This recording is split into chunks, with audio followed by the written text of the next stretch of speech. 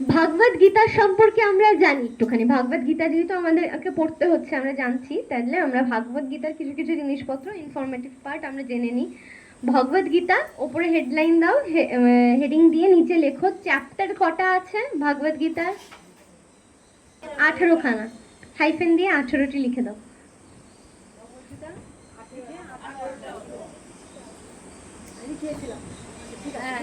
লিখে নাও আরেকবার। শ্লোক কটি আছে? 700। আচ্ছা, শ্রীকৃষ্ণ কটি বলেছেন?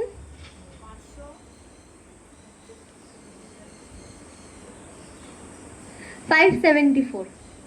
574, হ্যাঁ। আচ্ছা, অর্জুন কটি শ্লোক বলেছেন? না, 84।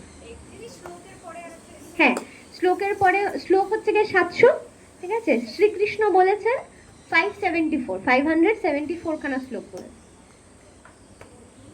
অর্জুন বলেছে 84। 84। সঞ্জয় শ্লোক বলেছেন কটা?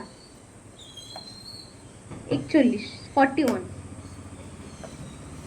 একটা মনে রাখা কঠিন। আচ্ছা, কটা প্রশ্ন জিজ্ঞেস করেছিল অর্জুন শ্রীকৃষ্ণকে? 17খানা।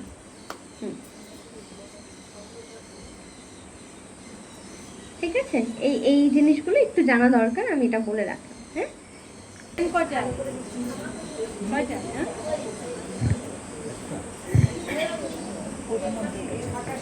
ভারে गिरिधर गोपाल दूसरों न कोया, भारा रे गिरिधर गोपाल दूसरों न कोया,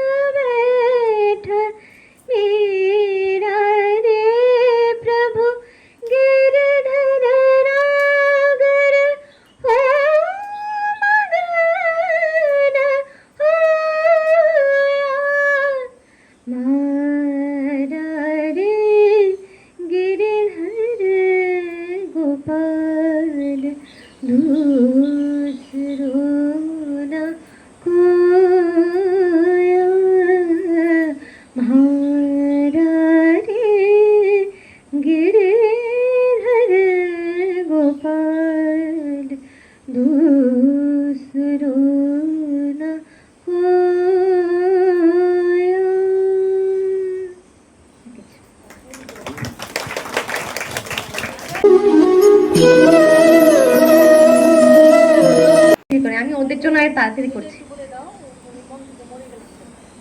ওটা পরে আসছি, পরের শ্লোকেও বলা যাবে। আচ্ছা, 13 নম্বরে যাই, ঠিক আছে। আমি একটু তাড়াতাড়ি করছি, চলো একসাথে বলি। তত শঙ্খশ্চ भजश्च पनवारक गोमुख सहशैवा सहशैव তুমি আমার কাছে सहशैवाभ्यहनस्त शब्दन्तमुल्लभत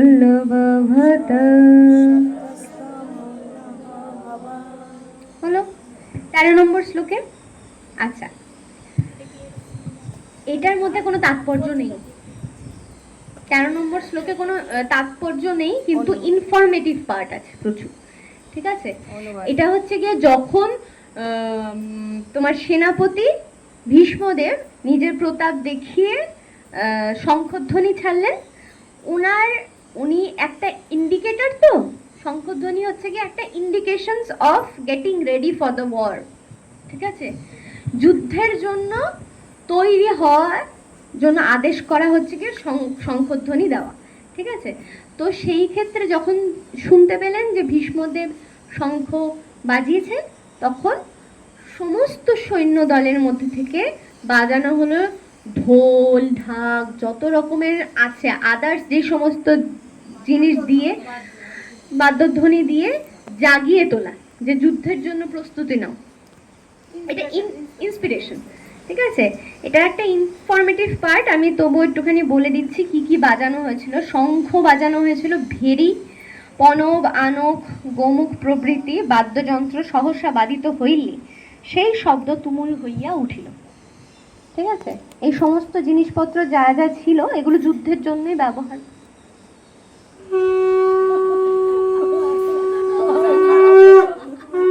আচ্ছা,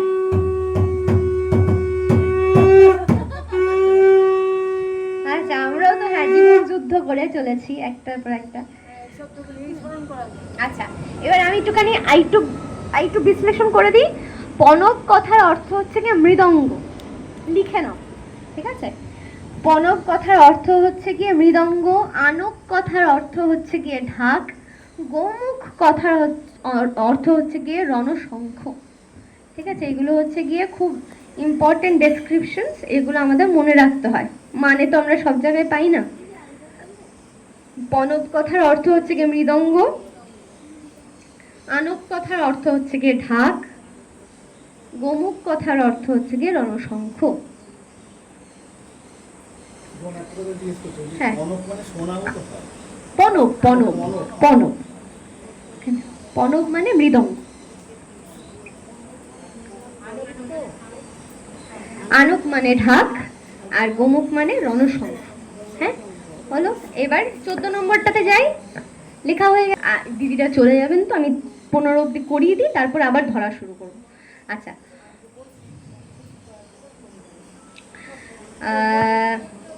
চলো 14 নম্বর। তত শৈত্য হর্ষ সুপ্তে महति सानन्दे स्थित माधव पाण्डवश्चैव दिव्य शङ्ख प्रदमोतु। হয়েছে? উচ্চারণটা একটু ভেঙে দিই। হ্যাঁ, শ্বেতার, ঠিক আছে, শ্বেতার বলি আগে ফার্স্টে। শ্বেতার হায়ার ইউক্তে, এটা কিন্তু সংস্কৃত উচ্চারণ। ঠিক আছে, শ্বেতায়ার হায়ার উক্তে। ঠিক আছে, শ্বেতায়ার হায়ার উক্তে, এটা এইভাবে উচ্চারিত হয়, সংস্কৃত তো। হ্যাঁ, महति सानन्दे स्थितयो माधव पाण्डवश्चैव दिव्यसङ्ख्य प्रदमतु। হয়েছে? যাই এবার 14 নম্বর শ্লোকের মানে। তাৎপর্য বোঝাই। আচ্ছা, এটা হচ্ছে গিয়ে তোমার এটাও একটু ইনফরমেটিভ পার্ট, এটার মধ্যে একটুখানি তাৎপর্য আছে, তবু আমি ইনফরমেটিভ পার্টটা আমি বলে দিই যে এখানে শ্বেত সযুক্ত মহারথে স্থিত, আচ্ছা শ্বেতা সযুক্তে মহারথে স্থিত শ্রীকৃষ্ণ, মাধবা মানে শ্রীকৃষ্ণ, শ্রীকৃষ্ণ ও অর্জুন দিব্য শঙ্খধ্বনি করিলেন। ঠিক আছে, এখানে একটা প্রশ্ন আসবে, একটা প্রশ্ন এখান থেকে হতে পারে যে ভীষ্মদেবের পরে কেন শঙ্খধ্বনি দেওয়া হলো?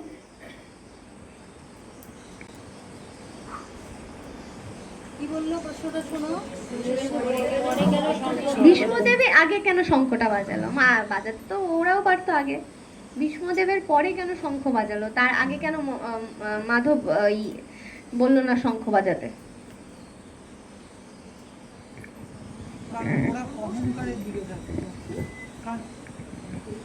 আমি আগে শুনিনি যে ভীষ্মদেব যেহেতু এখানে মানে উনি যেহেতু বয়োজ্যেষ্ঠ, উনি পিতামহ, তো উনি আদেশ করলে তবেই যুদ্ধটা শুরু হতো। হ্যাঁ হ্যাঁ, ঠিক ঠিক ঠিক, একদম ঠিক। এখানে দুটো, হ্যাঁ ঠিক আছে, একদম ঠিক আছে।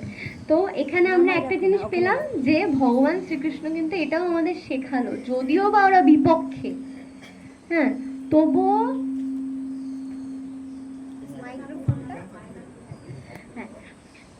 তবুও ভগবান শ্রীকৃষ্ণ এটাই বোঝালো যে উনি সবচেয়ে বয়োজ্যেষ্ঠ, পিতা নয় পিতামহ, হ্যাঁ পিতারও উপরে ভীষ্মদেব, যার ফলে উনি যতক্ষণ না পর্যন্ত আদেশ করবেন আমরা অস্ত্র তুলব নয়।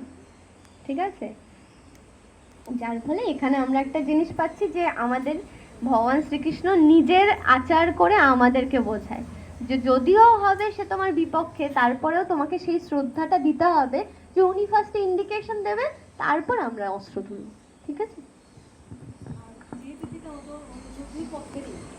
দুই পক্ষেরই, তিনি কিন্তু এক পক্ষে বিরুদ্ধ হয়ে কৌরবদের দলে আছে বটে, কিন্তু ওনার প্রাণটা তো পড়ে আছে কৃষ্ণের দিকে, তাই না?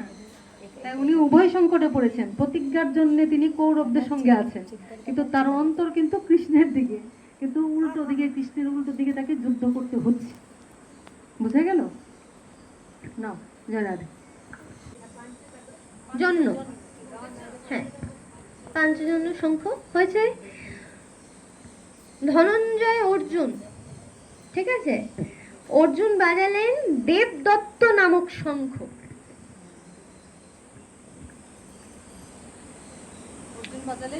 দেবদত্ত নামক শঙ্খ, ঠিক আছে হয়েছে। নেক্সট ভীম বাজালেন পন্ড্র নামক বৃহৎ শঙ্খ, বৃহৎ পন্ড্র, হ্যাঁ পন্ড্র। বলছি কুন্তিপুত্র রাজা যুধিষ্ঠির উনি বাজালেন অনন্ত বিজয় নামক শঙ্খ। আচ্ছা, নকুল বাজালেন সুঘোষ নামক শঙ্খ, আর সহদেব বাজালেন মণিপুষ্পক নামক শঙ্খ। হ্যাঁ হ্যাঁ, আচ্ছা 15 নম্বর শ্লোকটাতেই এই নামগুলো দেওয়া আছে। ঠিক আছে, মহাশঙ্খং ভীমকর্মা বৃকদর অনন্ত বিজয়ং রাজা কুন্তিপুত্র যুধিষ্ঠির। ঠিক আছে, এটা হচ্ছে 15 নম্বর শ্লোক অব্দি। হ্যাঁ তাই কি? 16 থেকে 18 লেখা হয়েছে। ও হ্যাঁ হ্যাঁ হ্যাঁ হ্যাঁ হ্যাঁ, ঠিক ঠিক ঠিক ঠিক ঠিক ঠিক। ও আচ্ছা আচ্ছা, আমি পাঞ্চজন্যটাকে আমি পন্ড্রং ধরে নিয়েছি, সরি। ঠিক, আবার বলছি, হ্যাঁ পাঞ্চজন্য ঋষিকেশ দেবদত্ত ধনঞ্জয় পন্ড্রদৈন্য মহাশঙ্খং ভীমকর্ম বৃকদর। আচ্ছা, বৃকদর নামটা কেন এসছে কেউ কি বলতে পারবে? হ্যাঁ খিদে খিদে খিদে আছে, প্রচন্ড খিদে, প্রচন্ড খিদে। যে যাই বলো খুব বিকদর বিকদর নামে একটা রাক্ষস করতো, মানে খিদের জ্বালা একদম সহ্য করতে পারে ভীমকে সেই ওর জন্য জন্য বিকদর বলা। হ্যাঁ ঠিক। ভীম একাদশীর দিন তো মহাপুরুষ। 15 নম্বর অবধি হয়ে গেল। দিদিরা চাইলে বেরিয়ে যেতে পারো, অসুবিধে নেই। আমি শুধু একটা জিনিস বলবো এখানে, তোমার 15 নম্বর শ্লোকে এখানে খুব ভালো একটা ব্যাখ্যা দেওয়া আছে, সেটা সবার জানা একবার উচিত। আচ্ছা, 15 নম্বর শ্লোকে আমি এখানে যেটা লেখা আছে সেটা একবার একটুখানি হালকা হালকা করে পড়ি। শ্রীকৃষ্ণকে এই শ্লোকে ঋষিকেশ বলে উল্লেখ করা হয়েছে, কারণ তিনি সমস্ত ইন্দ্রিয়ের অধীশ্বর। ঠিক আছে, জীবেরা তার অবিচ্ছেদ্য অংশ, তাই জীবেদের ইন্দ্রিয়গুলিও তার ইন্দ্রিয় সমূহের অবিচ্ছেদ্য অংশ। ঠিক আছে, এখানে একটা প্রশ্ন আসে কি, যে এই শঙ্খগুলো যে বাজানো হয়েছে না, সমস্ত শঙ্খের নামগুলো কিন্তু সবকটাই দেখাচ্ছে কি বিজয়ের শঙ্খ। যতগুলো শঙ্খ বাজানো হয়েছে ভগবান শ্রীকৃষ্ণের পরপর পরপর পাঞ্চজন্য শঙ্খ বলো, হ্যাঁ, যতগুলো শঙ্খের নাম আছে সবকটা শঙ্খের অন্তর্নিহিত মানে কিন্তু হচ্ছে কি বিজয়। ঠিক আছে, সেটা কেন সবকটা শঙ্খের ধ্বনি কেন বিজয় হলো? কারণ ভগবান শ্রীকৃষ্ণ হচ্ছে গিয়ে স্বয়ং নারায়ণ এবং তার চরণে অবস্থিত হয় সৌভাগ্য লক্ষ্মী। লক্ষ্মী যার চরণে সবসময় থাকে তাদের সাথে সমস্ত সবসময় সৌভাগ্য থাকে, তাই তো? তো সৌভাগ্য যখন আছে, সমস্ত শঙ্খের ধ্বনি বিজয়ের পথেই ইন্ডিকেট করছে। ঠিক আছে, যার ফলে উনি নারায়ণ এবং উনি যেহেতু স্বয়ং সৌভাগ্য লক্ষ্মীকে ধারণ করে রাখে নিজের চরণে, যার ফলে উনি যাদের কাছে আছে তাদের সাথে সবসময় বিজয়ের শঙ্খধ্বনি বাজবে। ঠিক আছে, এবং সমস্ত ইন্দ্রিয়ের তিনি হচ্ছে গিয়ে অধিষ্ঠান, সমস্ত ইন্দ্রিয়কে নিয়ন্ত্রণ করে। তো যে ইন্দ্রিয়কে আমরা যখন শঙ্খ বাজাই, সাইন্টিফিক্যালি বলে যে ইন্দ্রিয়গুলো সজাগ হয়। ঠিক আছে, ইন্দ্রিয়গুলি সজাগ হয় শঙ্খের ধ্বনিতে, যে বাজায় তারও এটা হয়। তাই এই সমস্ত ইন্দ্রিয়র যিনি মালিক তার চরণেই থাকে হচ্ছে কি সৌভাগ্য লক্ষ্মী। তো সৌভাগ্য লক্ষ্মী যার কাছে আছে তারা তো শঙ্খধ্বনি বিজয়ের পথে বাজাবে। হ্যাঁ, আচ্ছা, 15 নম্বর অবধি হয়ে গেল। এবার আমি পালাই, এই না পালিয়ে যাবে কেন? আরেকটু থাকো না, আরেকটু থাকো, খুব ভালো লাগছে।